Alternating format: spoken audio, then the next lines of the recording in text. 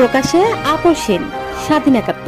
আসসালামু আলাইকুম, আমন্ত্রণ জানাচ্ছি স্বাধীন ৭১ সংবাদে। সাথে আছি আমি লিমা আক্তার। দাবি পূরণ না হওয়া পর্যন্ত আন্দোলন চালিয়ে যাওয়ার এবং কর্মবিরতির ঘোষণা দিয়েছেন আনসার বাহিনীর সদস্যরা। আমাদের নিজস্ব প্রতিনিধি লিমা আক্তার এর পাঠানো ভিডিও চিত্রে দেখুন বিস্তারিত। জাতীয়করণ এবং সেই দাবি নিয়ে তারা আজকে ভোলা জেলায় আনসার জেলা কমান্ডারের কার্যালয়ে এসেছেন এবং আমার কাছে দাবি দেওয়া পেশ করেছেন। আমি এই দাবিটা আমাদের যে ঊর্ধ্বতন কর্তৃপক্ষ আছে সেই ঊর্ধ্বতন কর্তৃপক্ষের মাধ্যমে চাকরি জাতীয়করণ এর দাবিতে ঢাকা সহ সারা বাংলাদেশের বিভিন্ন জেলায় আনসার বাহিনীরা বিক্ষোভ মিছিল চালিয়েছে বেশ কিছুদিন যাবত।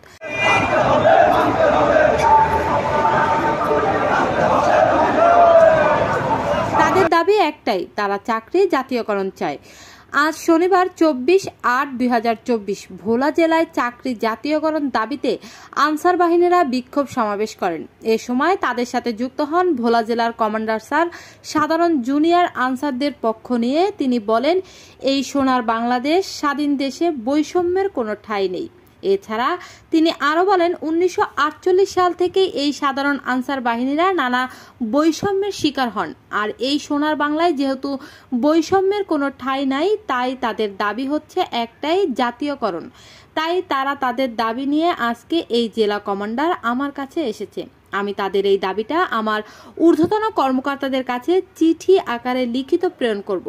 প্রয়োজন হলে আমি ফোনেও কথা বলবো, যাতে আমাদের এই সাধারণ আনসার বাহিনীদের দাবি যত তাড়াতাড়ি সম্ভব পূরণ করে তাদের নিজ নিজ কর্মস্থলে তারা ফিরে গিয়ে তাদের দায়িত্ব তারা পালন করতে পারে।